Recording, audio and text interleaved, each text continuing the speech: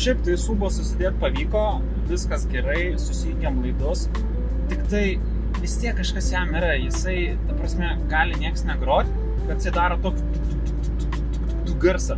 Taip atrodo, kad per laidus eina srovė jam. Tai nežinau, bandėm ir izoliuoti laidus, bandėm ten prisukt, atsukt labiau dalykus, ir nieks nepadeda, tai nežinau, aš apie audio sistemas nieko nenusimanau visiškai, tai aš neįsivaizduoju, kas yra, jeigu žinot, patarkit. Šitas magas už 15 eurų yra šiek tiek apgailėtinas, nes jis labai įdomiai veikia. Jeigu tu prisijungi per Bluetooth'ą prie jo, jisai į nieką nereaguoja, išskyrus į garso reguliavimą. Jeigu į nieką visiškai nereaguoja. Tipo, girdisi, kad pip, pip, pip kažkas vyksta, bet nieko ekranas nerodo. Ekranas užstringa iš esmės. Tai reikia atsijungti nuo Bluetooth'o, tada susireguliuoti settingsus ir tada vėl prisijungti ir žiūrėti, ar gerai viską padarai. Tai toks įdomi patirtis.